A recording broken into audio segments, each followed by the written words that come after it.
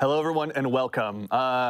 It's good to see y'all again, Guardians. Welcome here to Bungie HQ. We're broadcasting live from beautiful Bellevue, Washington, today with our stream that's going to be talking through some of the awesome stuff you're going to be able to check out just next week when Act 1 of episode Heresia launches on February 4th. Now, worry not, you're not going to just have to sit here and listen to me. My name's Andy. I work on the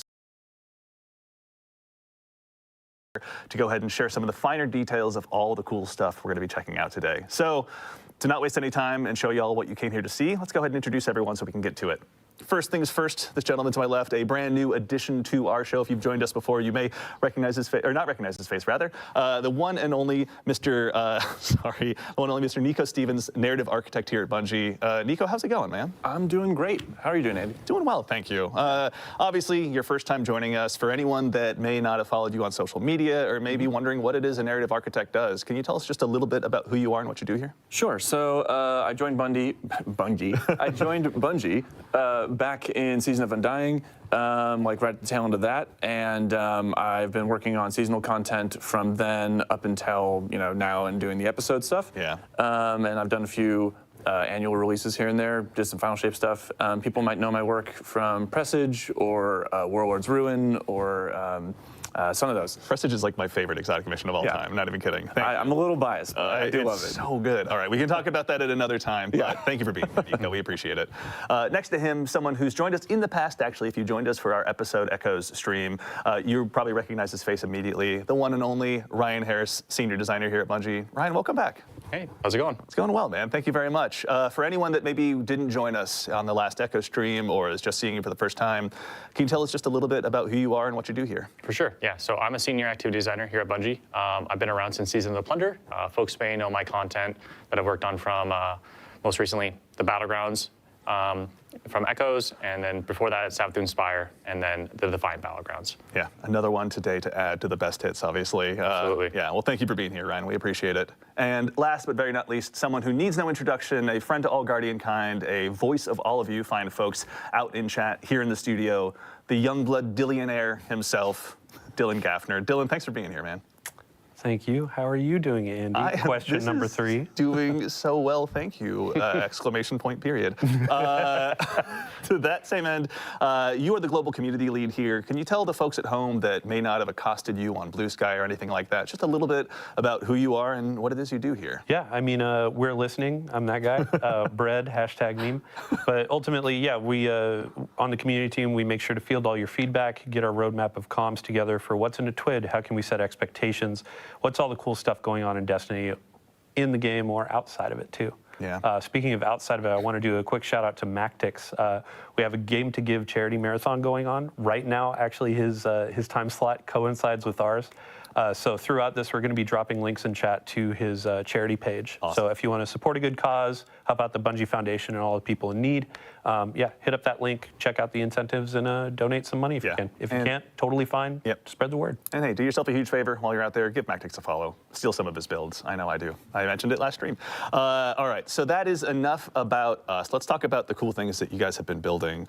Obviously, we're about to go ahead and arrive at Act 1 of Heresy. But before we get there, Nico, I'd love to ask you really quickly, what got us to where we are today? Obviously, we're concluding episode Revenant, but a lot has occurred. Can you catch anyone up at home about what happened last time? Yeah, so the story of the Echoes, which the episodes encompass, has it was kicked off from the Final Shape. So at the end of the Final Shape, we kill the Witness. Spoilers. Yeah, spoilers, sorry. That Witness is dead. So we take out the Witness, and from the Witness and from the Pale Heart, we see all of these Echoes like burst out and start flying across Sol. Yeah. The first one that we encountered was in the hands of Maya Sundaresh. We dealt with her, she escaped. Second one we encountered was in the hands of Fikrul. We dealt with him, he did not escape. And then the third one that we are encountering is going to be here in the Dreadnought. And after it left the Pale Heart, a very specific dread that we're going to be seeing this episode gave chase to it. So we're going to be dealing with the Dread and the Taken and the Hive all revolving around this third Echo. Excellent, very exciting. All right, so we have up on screen here in just a moment, I think, the key art now for this next episode. There's a lot going on here, but Nico, I'll leave it to you. Can you tell us just a little bit about what we're seeing here? Yeah. So I think the first thing that's probably going to draw a lot of people's eye is that ghostly visage of Oryx peeking over the top there. So Oryx is, I'll just say Oryx is back to some capacity, right? And the Echo has a lot to do with that. So not only are the Guardians jumping through, trying to figure out what exactly is going on in this first act, but they're dealing with this old foe that has been dredged up from the bones of the Dreadnought. And I don't want to reveal too much, but we're going to be clashing. The Guardians will be there very soon. But so we're dealing obviously again with the Taken King again in some form. So we have some old foes returning. But before we go ahead and move on into gameplay and dive into that, we have some old allies returning as well. Can you tell us about some of the folks we're going to be working with this time around as well? Yeah, so our main cast right now is Eris Morn, which is our resident witch hive expert. A lot of people know her from Season of the Witch, aptly named, or even further back, Season of Arrivals is kind of like the first time that she jumped back into this new sort of saga story arc.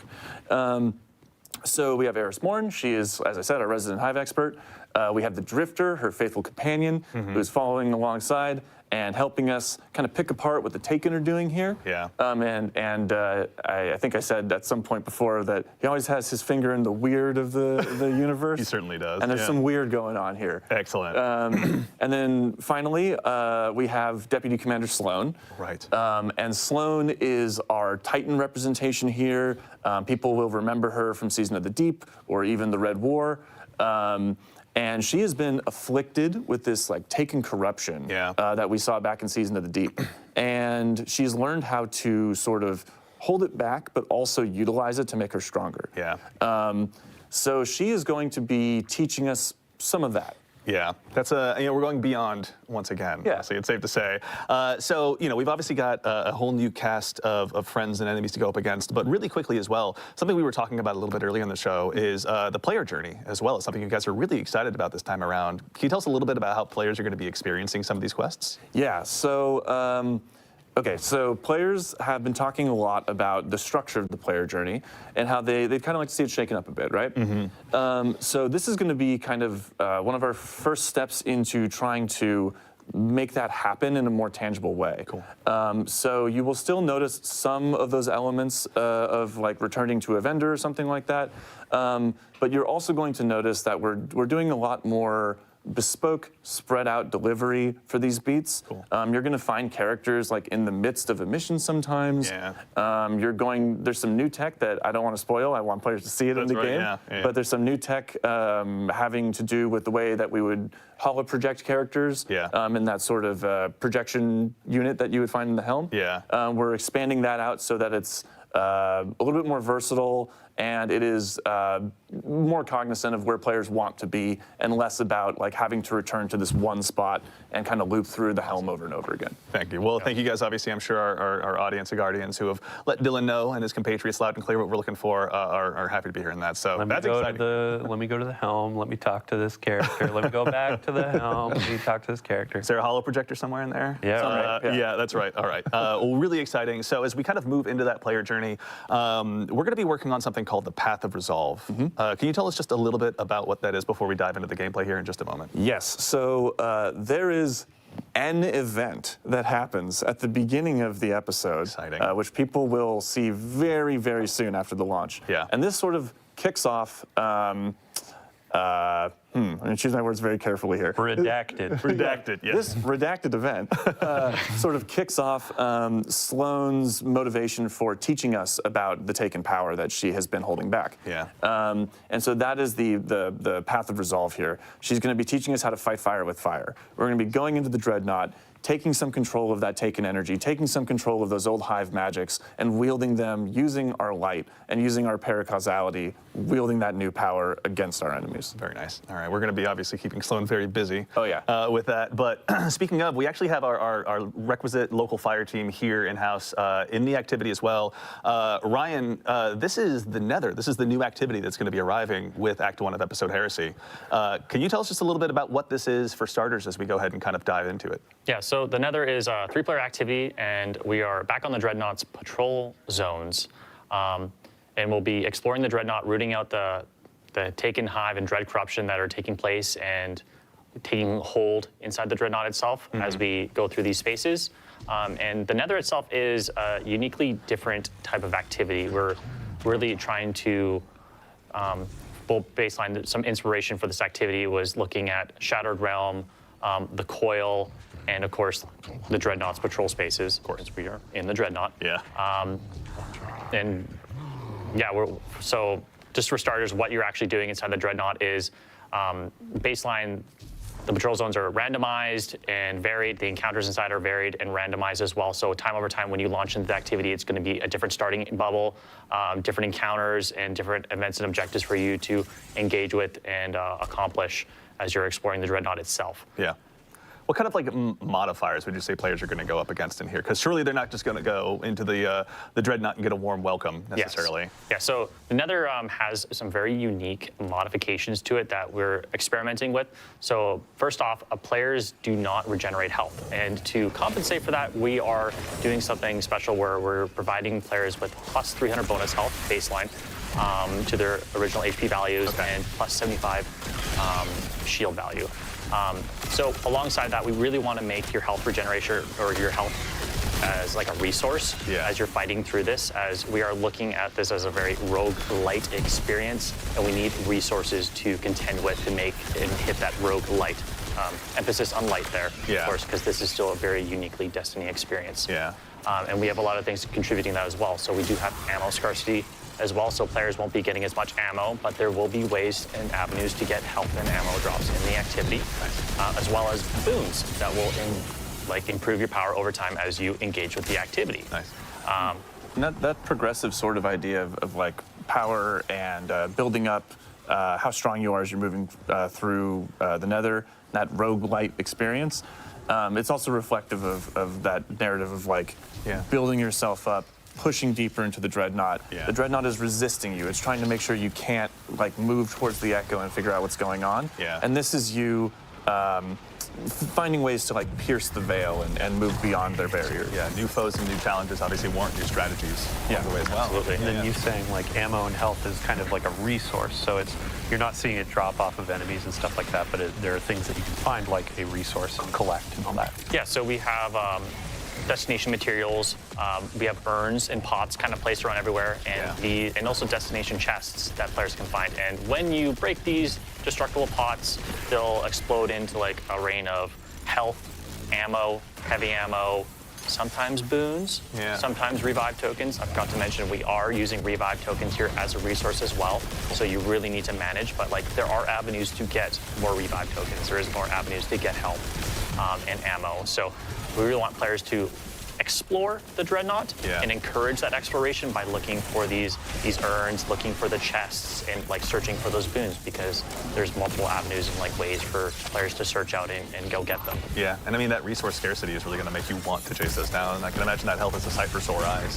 Absolutely. To that end as well, actually, obviously you mentioned we're back at the Dreadnought, but I can't imagine it's the exact same one. Can you tell us a little bit about how the Dreadnought has changed? Yeah, so since the Echo has hit the Dreadnought, a lot of the spaces have changed and like modified. A lot of the skin of the Dreadnought ship has like peeled back, revealing bone and chitin and showing off new secrets, new pathways. So you are in familiar spaces if you've played the Dreadnought before, but there is a lot of new, interesting, unique pathways. Things have changed. Things have become abnormally different. There goes our fire team. And that's the last we ever saw of that party ever again.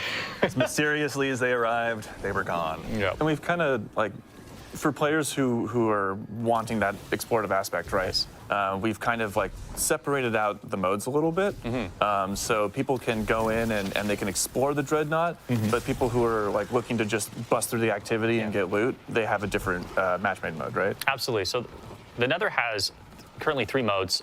So there's the Nether exploration for those solo type experiences, but they can bring their fire team in as well if they'd like to. And this is more of like that patrol-esque experience that you're looking for. I want to explore at my own like pace. I want to look for secrets. I want to just engage with the space like it was a patrol space back in the day. It still is the Nether experience of where you're going from, you're playing through the 3 bubbles and there's escalating difficulty, but we do grant to you in that mode a multitude of revives. So you have a way larger pool of revives, so you can make mistakes.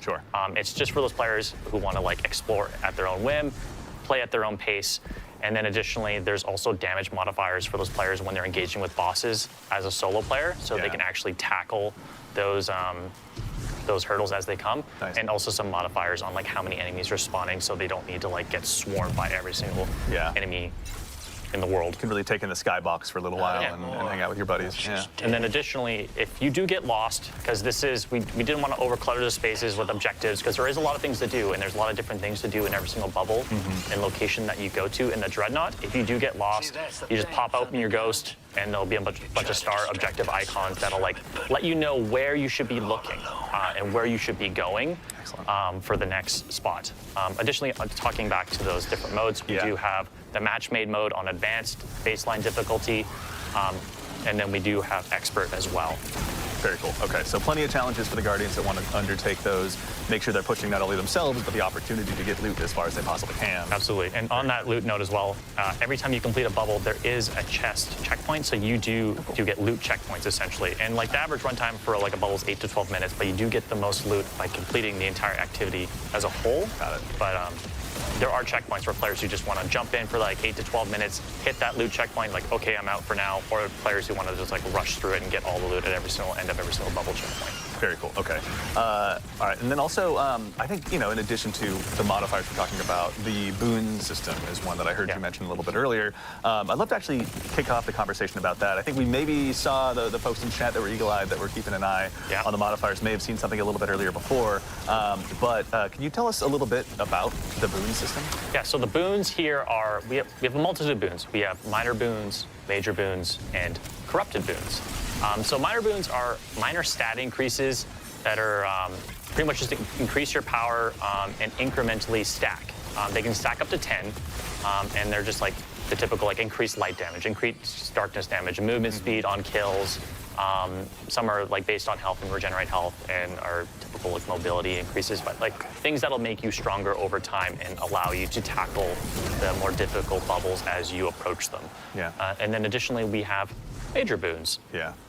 And then from there, they're like actually more larger gameplay modifiers that actually affect your abilities and your actions. Yeah.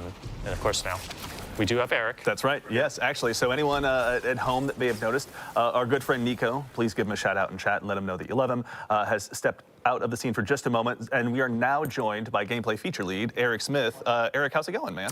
It's going well. How are you? So for doing well, thank you. You guys are all so nice today. I'm so taken aback.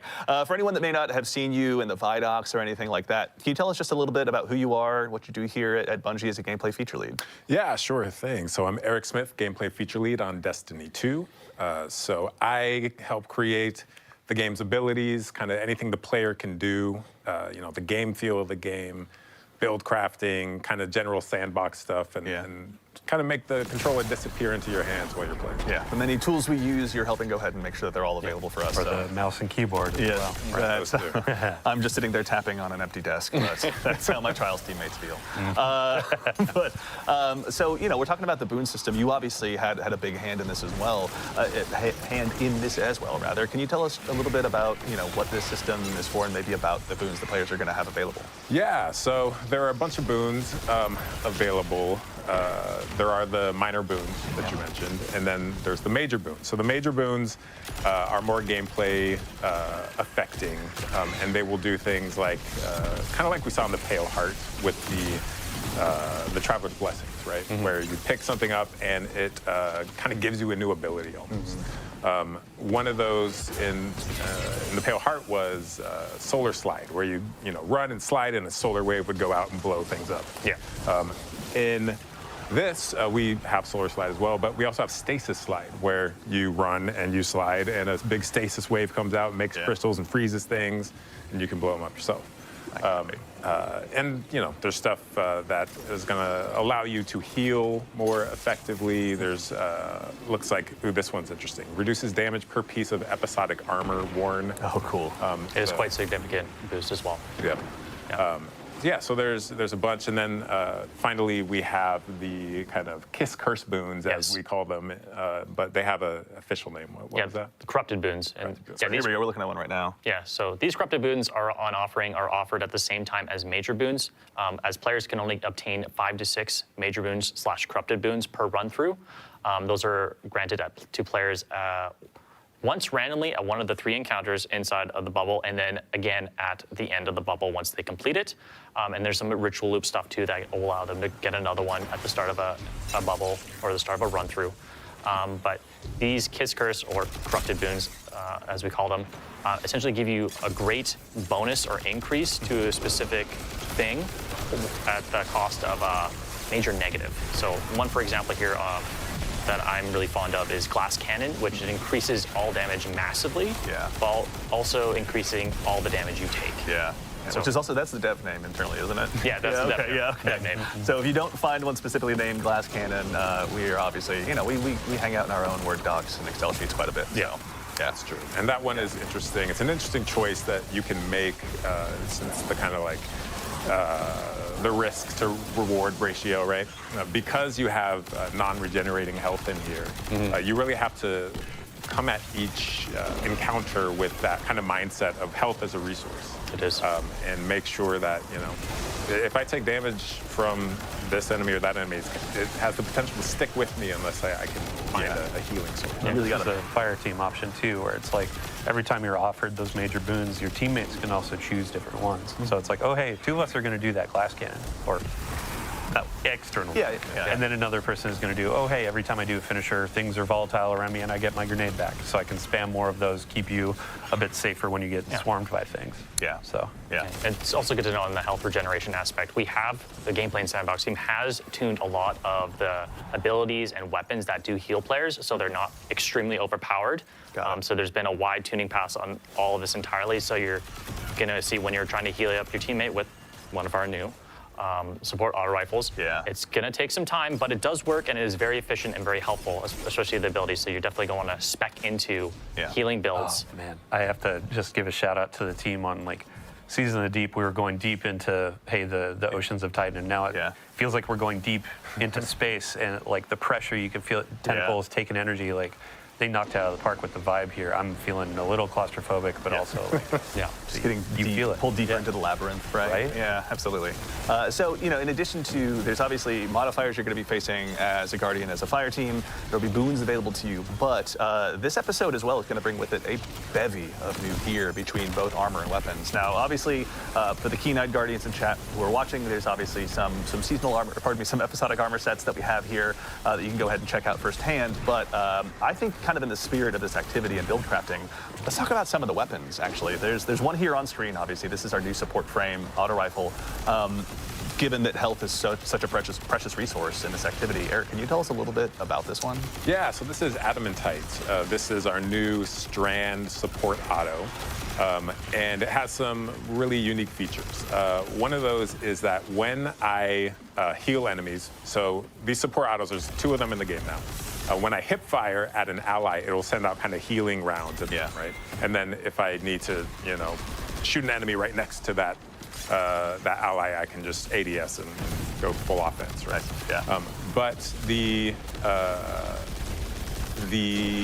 healing from this, because you're shooting out strand rounds, if you heal an ally repeatedly, it'll actually cause them to sprout little unravel seeds, which kind of turns them into this short-term strand turret. Throw your friend as a grenade into the fight, right? Cover them in Telesto boats, put it in, but now it's like, oh, hey, I'm healing you and making you. Let your hunter friend with the Caliban Slayer's handshake roll run in there and just keep him alive, right? And that's why I'm so excited about this activity, because, we've kind of introduced all these kind of healing things, but in a lot of the game, I can just hide behind a box and heal, right? And here you can see our health isn't regenerating. So we need to really think about, maybe there is a dedicated healer on your team. Maybe there's multiple allies using healing rounds, right? Yeah, honestly, that build crafting is kind of transcending now beyond yourself, just to per activity, per fire team, whatever you've got. So this one's obviously going to be a ton of fun, but that is far from the only weapon that's being added around. As far as the episodic weapons, are there any others in particular you want to call out? There are. I do actually want to talk about this one with one more thing. Oh, please. This weapon can roll slice and tear, which are two perks that sever enemies. And Yeah. it's not often we get a primary legendary weapon that can debuff in multiple ways. Yeah. And that's going to play into things like the artifact this season, which we'll talk about yeah. a little bit later. Oh yeah, we'll get there. So there's Adamantite, which is a really solid weapon. And then let's look at Psychopomp. So Psychopomp is our new area denial grenade launcher. Such a good name. I love it. Yeah. It's just Psychopomp. Yeah. Let's go. So Psychopomp, so these area denial grenade launchers, the fantasy of these things is like a flamethrower, right? We don't have flamethrowers in the game, but this is as close as you can get to a flamethrower. So I imagine I'm using one every time I use this thing. I'm going to now. This thing has a really cool new perk on it that keys into our new arc keyword bolt charge, which we'll also talk about in a bit. And also it works with amplified as well. So this thing, if you are arc build crafted this season and arc has received a ton of love, this thing is gonna absolutely slay out. Yeah, it's one we'll definitely get to see our fire team put it to good use here. But as someone who's been building area denial grenade launchers into my loadout, I can't wait. Honestly, the second I learned this was on the docket, I was so excited. The folks that have been working on these weapons too, Yeah. like the general look of them, it goes along with what you were saying of, oh, hey, the dreadnought's kind of peeling back. If you look at the weapon, you can see like, oh my gosh, Yeah. there's like The bone. There's the the weapon. core. Yeah. Yeah. Actually, Dylan, while I've got you, also the previous one on Adamantite, that one was an adept weapon. Yeah. Yeah. So let me pull out my handy dandy notebook. There we go. Oh, here's the meme. Screen cap. Yeah. But yeah, you can notice that for this go of our episodic weapons, you can earn adept weapons, and these are we're considering or calling them our heretical arsenal. Got it. Heresy, heretical. Yeah. Like we're going deep into this. It's not theme. theoretical, it's heretical. Love it. Yeah. You can see that it has a new or a different treatment to the colors. It's kind of like the holofoils from Into the Light. Okay, yeah. Not so much exactly that of, hey, it's an ornament, but like this has the base die and all that, and it looks really good. Shout out to the team. But you can also notice there are multiple perks in each column. There's actually an extra origin trait as well. Shout out Taken King, all that kind of stuff from a raid near you. But there's a very interesting ways of earning these weapons. So you're going to be going into these activities, upping that difficulty. You're going to be exploring the dreadnought and looking for these. As well with the episodic weapons, there are going to be new fragile mods. So they're called fragile because these will be expiring at the close of the episode. Okay. But they're going to give you pretty insane bonuses to your outgoing power. So not necessarily the power of the weapon, but the actual like versatility of it. Yeah. One of these, I have the power of resolve, rapid hits. They create taken seekers. They're really good against champs. Yeah. So that's an example. There are going to be a couple at launch and then more coming with each act. Yeah. But these will be great in Nightfalls. They'll be great in higher content. Champions in shambles. Yeah. And then for when you're going in and earning these weapons, there was a ton of feedback, and we absolutely heard you. We're listening. About the tonic system. So there are things with like the user experience was a bit rough of having to go back in, create more tonics, trigger them in the middle of activities because they were running out. Yeah. The team really took that to heart. They want to make sure that there's agency in how you're earning these weapons. So they're going to be making it through the Tome of Want. You can kind of target these weapons. You don't need to go in and do this a ton of times. You can say, hey, I want to go for this auto rifle. I want to go for this grenade launcher, linear fusion rifle, and I really want to be going for that to try to get these heretical versions. Yeah. So effectively, like, I don't want to say more loot because it's not going to be like, oh, hey, you're getting 10 times more. Yeah. But it's going to feel like, oh, hey, I have a goal of getting this loot, and now I'm going to go and play the game and get what I'm looking for. Definitely. No, it's super exciting, honestly. Just having those more opportunities to just break your loadouts out a little bit, find new ways to go ahead and really excel, especially given the challenges we're going to be going up against on the Dreadnought. And with the fragile mods, like it's baking into that exploration. Like you were saying, how do you find them again? Yeah, so they can be found through secrets and chests found in the Nether. They're spread out. They're hidden pretty well, but I imagine folks will find them over time or through some YouTube videos. But Rick Cack is here. We're going to wait for. We won't miss it this time. Fallout, obviously. If you could make some guides for us, we'd greatly appreciate it. So. Iswurg. is Word, obviously, yes. Yeah. One of the best communities out there. Let's see, anything else? Yeah, I mean, the last keyword I want to throw on there is aspirational. Yeah. Ultimately, we want to have tools that players want to go and find, want to earn, and increase their power. Yeah. So we've got a couple more weapons I definitely want to talk about because we're reprising some as well. But while we have a brief reprieve from combat, I'd love to actually go ahead. I know you mentioned earlier aspects, Eric. Yes. Let's go ahead and take a look really quickly. We got our friendly neighborhood warlock here up first. Can you tell us about the new aspects the Guardians are going to have this time around? Absolutely. So the warlock has a new aspect called Ionic Sentry.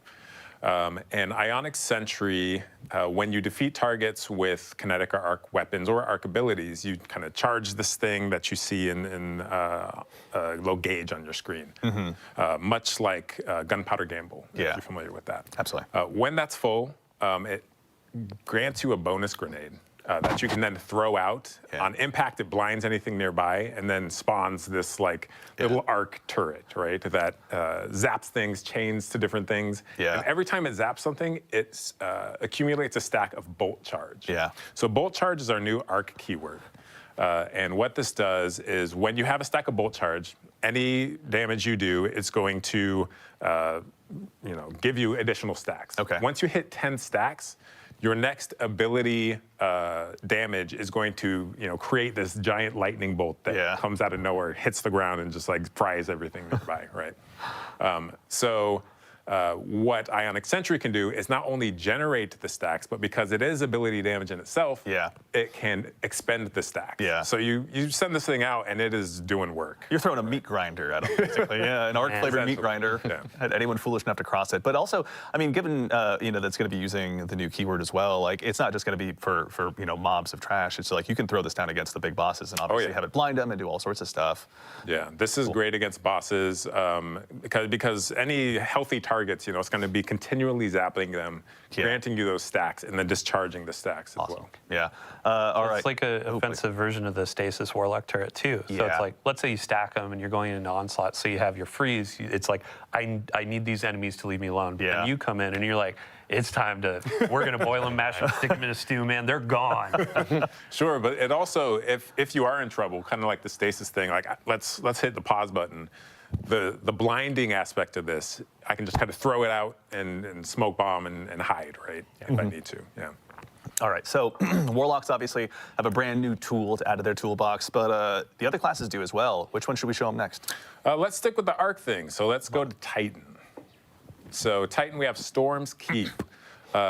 In this is like a barricade modification. So any barricade you drop, it's going to kind of be electrified. And standing behind this electrified is going to passively accumulate bolt charge on you. So I drop this on the ground. I start shooting enemies from behind my barricade. Let's say it's a rally barricade, or like we just reworked Titan's Ramparts, the barricade you can shoot through. And that is going to be kind of building those stacks up and discharging them as I'm firing my weapon. Like I said, bolt charge is usually only ability damage that discharges it. But as long as I'm standing behind Storm's Keep, my weapon damage is going to discharge it as well. So it kind of turns any weapon you want into like a quasi Thunderlord. Not necessarily an arc weapon then in this case. Correct. Exciting. Okay. So this one's spicy. I think we're going to see this in a lot of damage phases, and we can play this all we want. It's a lot of theoreticals we can dive into, right? In dev, and then we drop it into the world, and we'll see how we need to tune this thing. Maybe it's up, maybe it's down. But we want it to be powerful, and I think it is powerful. There's a lot of, players saw this preview in the TWID, I think it was last week, and they immediately noticed the animation for the Titan was changed, right? So when you went down to put down the barricade, it was like this big thunderclap, like, hey, I'm going to charge everybody up, right? And the animation went through a lot of different kind of versions. We put so much love into all of these abilities because, it's in the game forever, and we want it to be right. So, there were like slams and like raises, and we ended up with a thunderclap, and our animators are godlike. They're absolutely incredible at their jobs.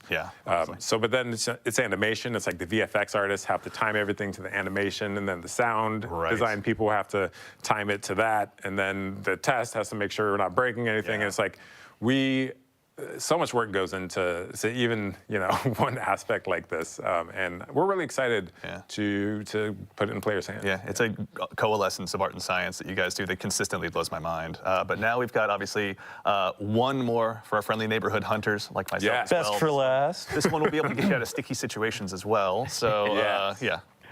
So ArcStrider already has for arc aspects, but they needed one in their void slot. So we gave Night Stalker on the prowl. And shout out to the boy Danny Nanny, who is the designer for this one. Yeah. So on the prowl, you kind of become a hit person, right? Yeah. And whenever you go invisible, like you get a contract to kill something in the area. Yeah. And that thing is marked and a little, a target shows up on them for you and your allies. If you successfully complete that contract and whack that jabroni, right, you... Sorry, jabroni. No, excellent use of jabroni. Yeah. Thank you.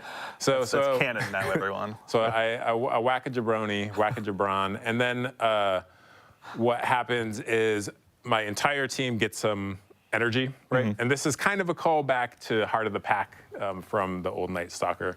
It originally was actually a callback where we gave you stats, but then because we're reworking the stats coming up, like we decided to just give you ability energy, right? Yeah. So ability energy, and then the victim, if successfully executed, explodes into a cloud of smoke, which I can then enter to become invisible again, thereby marking a new target. So I can kind of chain these like assassinations as I move throughout a strike or something, and my entire team can be advantaged by. Oh, nice. So you can bring your fire team through the same cloud of smoke. Same cloud of smoke. Everyone goes invisible. So yeah, you're kind of sneaking. Spicy, man. It's on the prowl. We're prowling through the activity. You can already see like one of the exotic pairings on the screen too. Those creepy eyes freak me out every time. But Omnioculus, like that's going to benefit the smoke and all that kind of stuff. You can pair with Lorentz Driver. Sorry, Ritz on social media asking for some gameplay today, but we have too much to go through. Yeah. But it's like you're embodying that I'm a bounty hunter fantasy. So your gun can be giving you bounties through Lorentz Driver. You're getting bounties through this. There's going to be a lot of combinations in build crafting. Yeah. So you had mentioned too, Gwyzen, right? Yeah. Gwyzen. I always call it Gwyzen, but Gwyzen Vest got a rework. So when you exit invisibility, it emits a weakening cloud of smoke, and then some super energy perks as well. So nice. There's going to be a lot of strong pairings, and then with the artifact, Void features in the artifact pretty heavily too. You know what? Honestly, you just gave me the best segue I could possibly imagine. We have looked, obviously, we've begun to scratch the surface of some of the new build crafting opportunities you're all going to have, but obviously, we got a new artifact as well this episode. We've got the Tablet of Ruin, which seemed aptly named. Now, just as a starting point, can you let us know the general theme of this one? Yeah, so the theme of this episode's artifact is kind of subjugation and bending enemies to your will. Yeah. Essentially, as we are going back into the Dreadnought, it was unlikely that the Dread or the Hive were going to come peacefully, so we got to bring the big guns to force their hand. Absolutely. Essentially. Yeah, it's not about us winning; it's about them losing. Yes. Okay. Yeah. So the Tablet of Ruin is there to ruin their day, essentially. So I'll call out some highlights of mine from here. If we look at column 5, because column 5, column 5's a strong one. That's where we got to go right to the chase.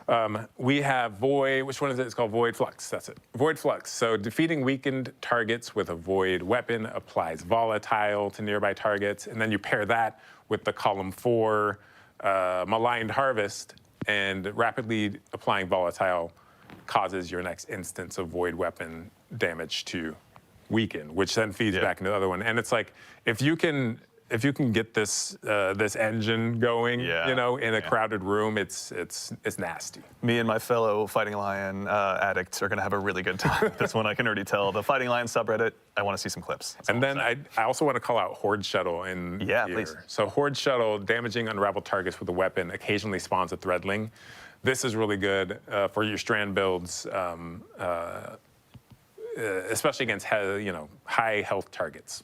Because I unravel them, they stay unraveled. I keep shooting them, and they're just popping Threadlings out, left and right. Nice. And then because we talked about Arc, Flashover in column 4, when you gain a maximum stat or bolt charge, you also become amplified. Amplified is getting a big kind of buff this this episode as well. To its survivability. So really, Arc in general is it's hot. It's going to be hot. Yeah, it's going to be some spicy Arc builds this time around. Rock 'em, shock 'em, baby. Yeah, there you go.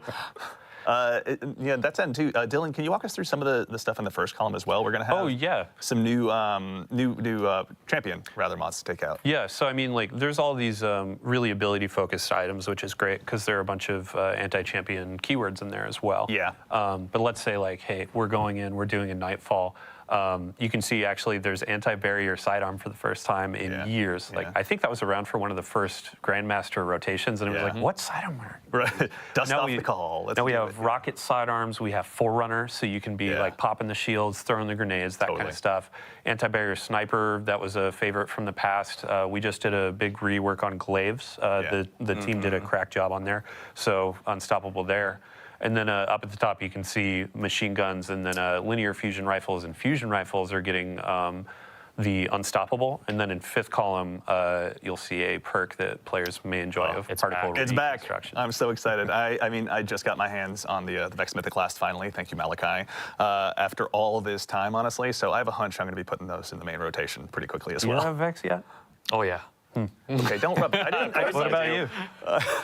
I don't know if I have a Vex. I didn't even get it in D1, so it was like such a moment for me. It was like a decade of waiting, right? I think there's a reason to go back into Vault of Glass, and maybe we can help him get his. I'm down. I That's played, a good point. Yeah, it's crazy. Like some raids I've played 5 times and have like 5 of the raid exotic, right? And others. Oh, you're the guy where you get it on the first run. I usually am, but not with Vault for some reason. I don't know. Yeah, Matt Noguchi out there, feast or famine, right? Yeah. So go back to Vault. You were saying Vault of Glass. So there are a bunch of folks where they want crafting back. They want to do something where they have an end goal, and Vault of Glass is a great opportunity for us to say, hey, you've been going through Heresy content. You want to do some raids. You want to do something else. Like, we're adding weapons to Strikes, Gambit, Crucible. We have a bunch of new weapons in Trials, a new armor set in Trials that you've seen in some of these previews. Yeah. But Vault of Glass is getting crafting. Yes. Chat goes wild. Yeah. You can go get that Fatebringer, get it a couple times as a deep sight, craft it, and then you can make that roll that you've always wanted. Yep. Yeah. As you're going through Vault, let's say you want to go through and craft like 5 of the weapons that are available. Then you can hop into Master with all your spoils, be going for those Adept versions, and those have a chance to drop with multiple or more perks in those columns. We've been doing this for the last few raids with craftable weapons, but now it's like, hey, I want my Heathen Vengeance. There's a new intrinsic perk. What's the origin trait? Yes. And then, let's say I'm trying to go for a combination. I could get 3 on this, and then I can enhance it, make it this crazy rocket launcher that's good, and go into endgame and do some really cool stuff.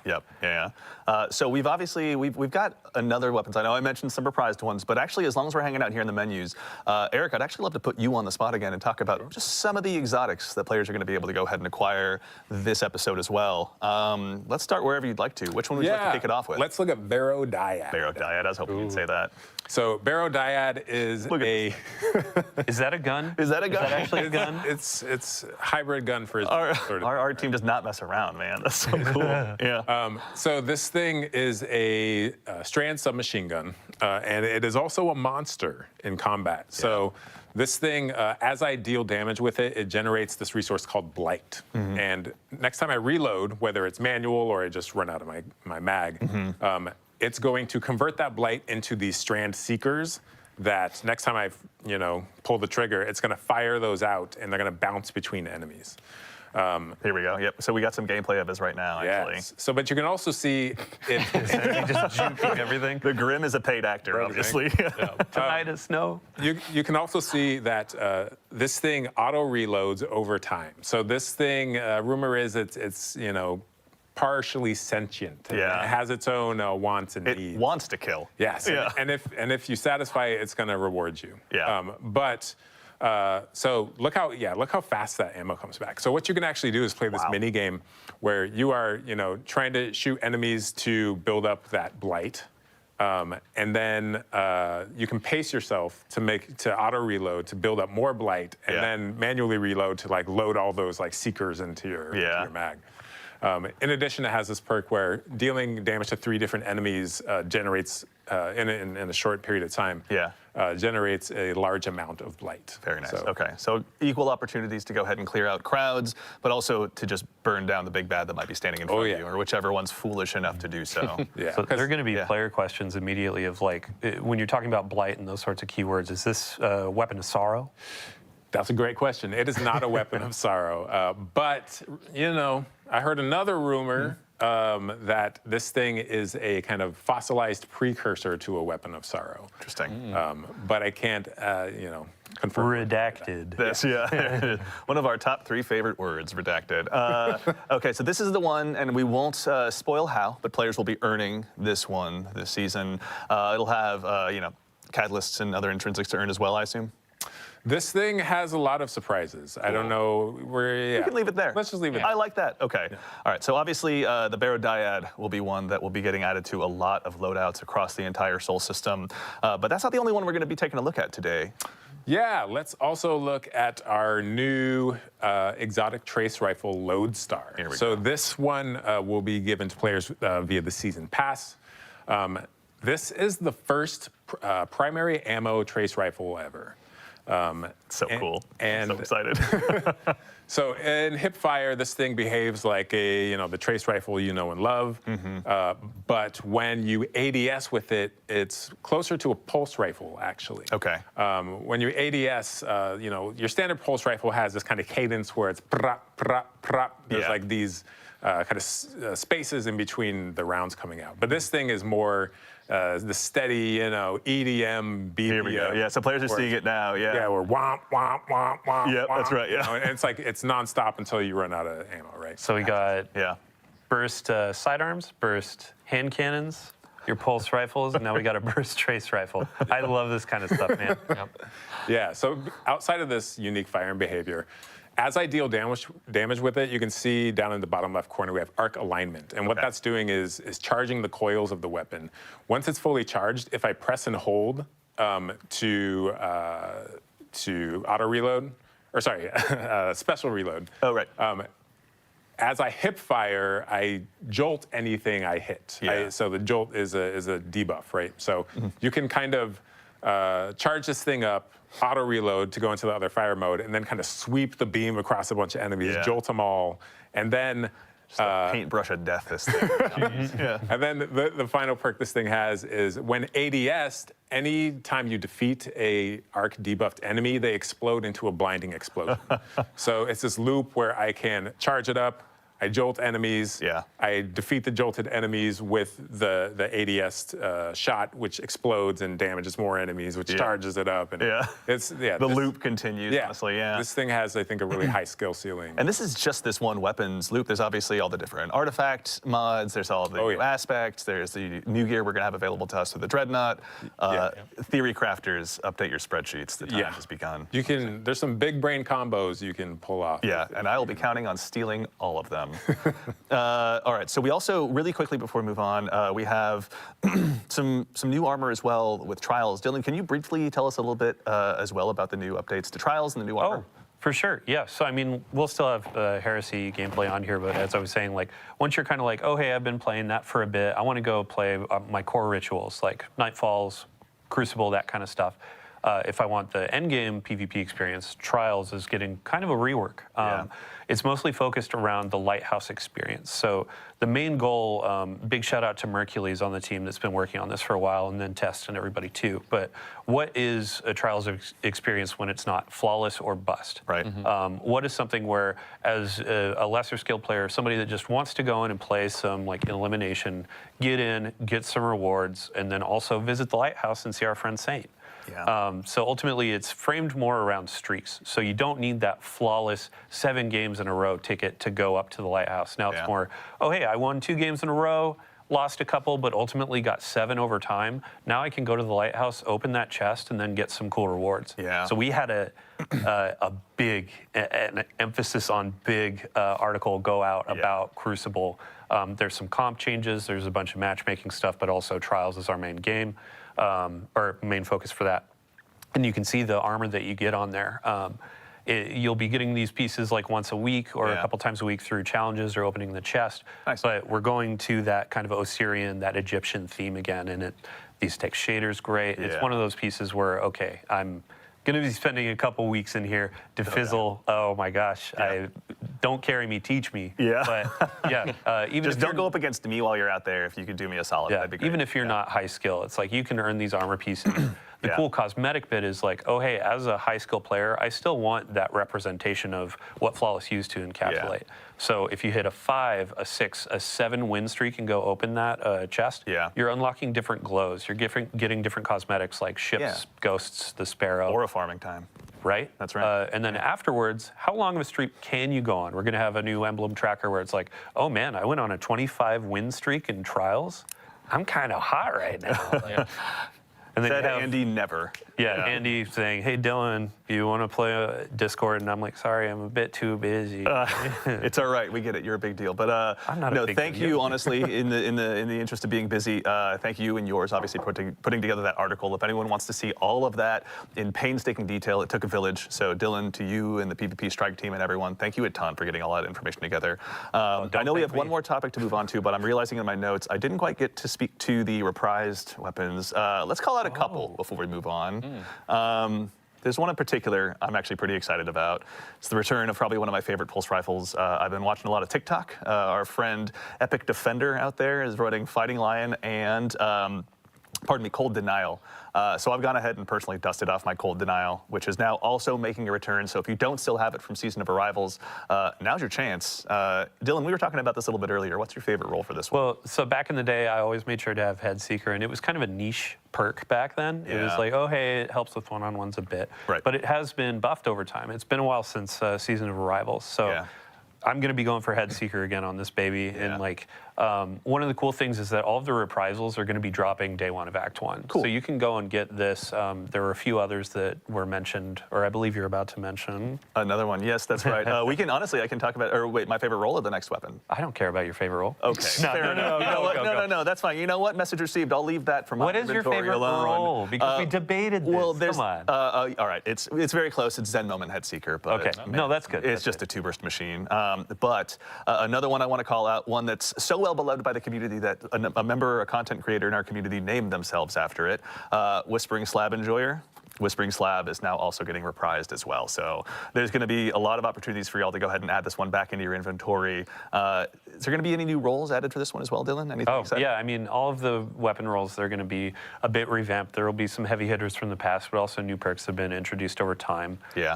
I mean, for the seasonal weapons too, I believe it was, Morgan Dickens, like working with her to see what are all the different roles, what can we call it on the stream. Yeah. She put a lot of love into those. Big shout out to the rest of the team as well. Like, I wish I could name every single person, but as you said, it takes a village, it takes a city to build a game. Absolutely. So big love for everybody there. We're just the ones sitting up here today. There's obviously a ton of incredible peers of ours here at Bungie that are behind the scenes building all of this every single day. So to our teammates and compatriots at Bungie, we couldn't do it without you. Thank you so much.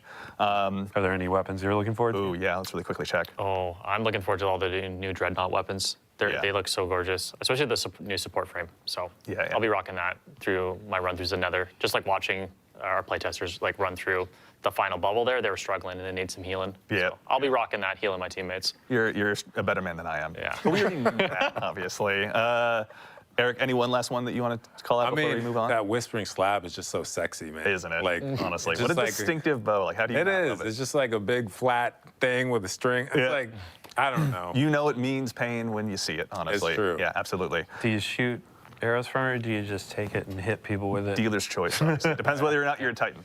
All right, so we obviously have talked through a lot of stuff today, but there is plenty more for you to go ahead and dive into when Heresy launches next week on February 4th. But before we go ahead and obviously conclude the show, we've got a couple more announcements to talk through, including our next dungeon race. Dylan, this is something you and your compatriots on the community team have told us all about in past blogs and stuff, but a quick recap for anyone out there. Can you tell us a little bit about the Sunder Doctrine race? Yeah, so Sunder Doctrine, that's going to be launching on February 7th at Reset. Okay. We're going to do the contest mode as well. Some people call it a race to the top. Yeah. So with our last dungeon, we had a podium finish where it was the first 3 fire teams are winners. for second, third. This time we're going back to that format of a singular fire team will be crowned. They will be that first to cross the finish line. The really cool thing about this as well is we're kind of mixing up what is the stake, what is the reward. Yeah. Last dungeon we did a really cool hoodie with some personalization. This time around we're doing a trophy.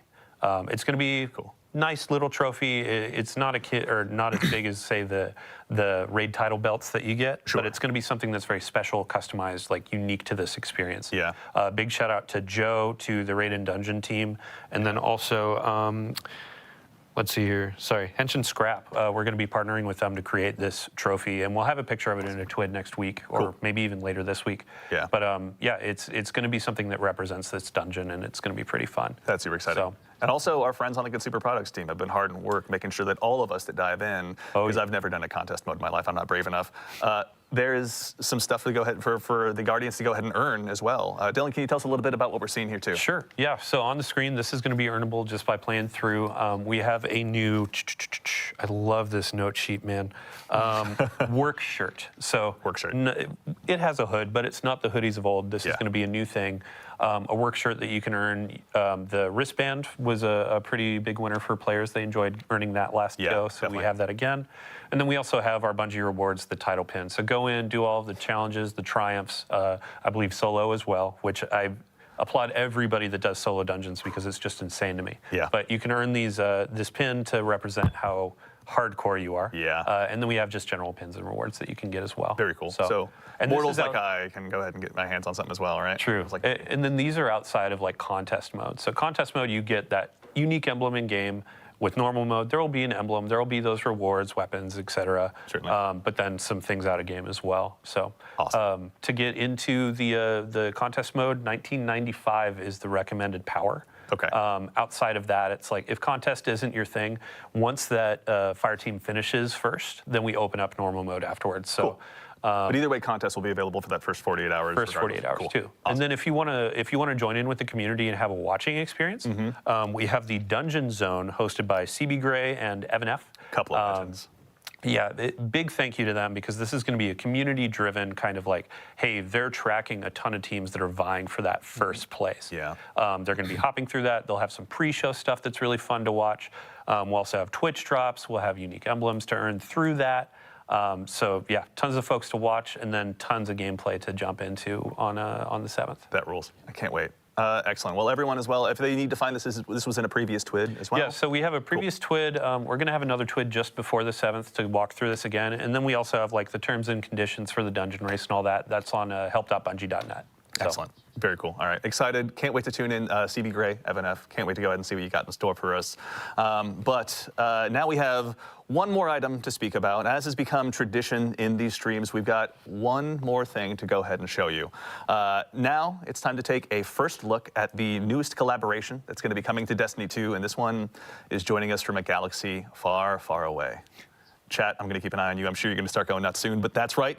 Our next collaboration is inspired by a universe that's loved by so many of us here at the studio, Star Wars. Now, today, we're going to be taking a look at the new Star Wars-inspired armor sets that are going to be joining Destiny. And I say there's no time quite like the present. First up, we've got the Covert Ranger set for Hunters. Let's go ahead and take a quick look at that one. This one is inspired by none other than the elite Death Troopers. Oh my God, I can't wait. Such a beautiful cape. Seriously. Hunters are never going to need to use Super Black again. Are you kidding me? Don't tempt us, we'll find a way. Yes, this one, and as are the other ones that you're going to see, are obviously all going to be arriving on day 1 of Heresy. Up next, Warlocks. Worry not, we've got you covered as well. We've got the Royal Protector set for you guys, and this time it's inspired by the Imperial Royal Guards. If you've ever found yourself in a throne room in the Star Wars universe, you've probably been intimidated by these guys. That's your chance to go ahead and do the same intimidation when you load into trials or anything like that. This one is obscenely cool. And then last, but very not least, we've got the Shock Enforcer set for Titans. This one's inspired by the classic Stormtroopers. Yeah, and this one actually I heard comes with an intrinsic perk that tanks your accuracy. That's so. Which is pretty cool. It's all right. They're Titans. They're just going to go ahead and punch you anyway. Honestly, we'll check on that intrinsic perk. But yes, this one obviously to the classic Stormtroopers out there, the fans of those Titans, you are going to go ahead and be set and ready to go ahead and don this. Now, obviously, there's going to be some stuff that will transcend across all of the different classes, including a new ghost shell that we'd love to go ahead and show you as well. We now have, let's go ahead and take a look here. This is the DS2 Ghost Shell, as you can tell, operational, but it's inspired by none other than the return of the Jedi Death Star. So it's a bit of a work in progress, but who among us isn't? So good, man. I love the effect that comes out of the front. I know, it never is, honestly. I remember the first time I saw it, like I quietly lost myself, honestly, in a meeting. Thankfully, I was muted on Teams. But yeah, this one has been super exciting. Now, there's also more as a part of this collaboration for you to explore. So worry not, there's also a sparrow, a ship, emotes, and a finisher, all for you to check out when Heresy launches. But of course, we'd be remiss if we didn't take a chance, for starters, to give huge thanks to our friends here at Bungie that helped put this together, Kelly out on the marketing team, and then our friends over at Lucasfilm Games. It's been incredible to go ahead and work with you side by side to put this together. And of course, to make sure you're all in the know, and we give you a heads up of exactly where this is going to be, it will not be at Tashi Station with the power converters. These will be available on Eververse when Heresy launches on day one. So just want to make sure you're all aware of that. And also, I got to say, I, for one, am going to be keeping a close eye on the Our Destiny Fashion subreddit, because I can't wait to see what they got for us after this. I mean, they're going to have this. They're going to have new Trials armor, new seasonal or episodic armor. Yeah. They're going to have tons of new Eververse options, but tons of new options you earn in the game. Put it all together, make something dope. Yeah. Yep. Awesome, very exciting. Well, I think, honestly, we've had a huge docket of things to go ahead and go on through, but now we can all collectively exhale and leave a little bit more for the Guardians at home to discover when Heresy launches next week. But that concludes it for our show today. So first things first, obviously, Guardians, to all of you out there, even to the individual spamming my face as an emote in chat, thank you all so much for joining us today. These shows are a ton of fun for us to get to put on. We love getting to share what we've been working on with all of you. But it doesn't matter unless you show up. So genuinely, thank you all for taking the time to join us today. Obviously, to our fire team in the back of the house, to my compatriot in social media, Mitch, to Ashley, to Peyton, they're the ones really driving this stream. We just get to talk about what's on stream. So thank you for going ahead and lending us your talents. Obviously, to our friends here on the couch as well, Nico, who is somewhere around here. Obviously, Nico, thank you for joining us. Eric, Ryan, Dylan, thank you guys. We appreciate you taking the time to join us today. Thank you. To the crew here as well. Again, you have the challenge of dealing with me, so thank you all so much for your hard work. We seriously appreciate it. As a quick reminder to close things up, Heresy Act 1 launches just next week on February 4th, so go ahead, make sure you've got that day off. I don't, but I'll be cheering for all of you that do, so you can check out the Nether, all of the new gear and weapons that you're going to be able to have available to you. Start checking out how to get your hands on those exotics and building them all up. Our collaboration with Lucasfilm Games, Star Wars is pretty exciting, and of course the Sundered Doctrine Dungeon Race will be there as well. But that's right, so now we're going to go ahead and get ready to close things out. But before we do, we're going to leave the stream live for just a little bit longer, so if you need to go ahead and wrap up that Twitch drop, you can do so, and go ahead and do us a favor and stick around, because once we finish up here, we're going to raid our good friend Macdix. So while I appreciate the bits and cheers and everything here in chat, save your Twitch Prime sub, save everything you can, go over to him, give him a follow, donate to the Game to Give stuff, pardon me, if you can, to help us do some good to the Bungie Foundation. But that's it. So for now, thank you all so much again for joining us. But in the meantime, take care of yourselves, take care of each other, and we'll see you all Starside.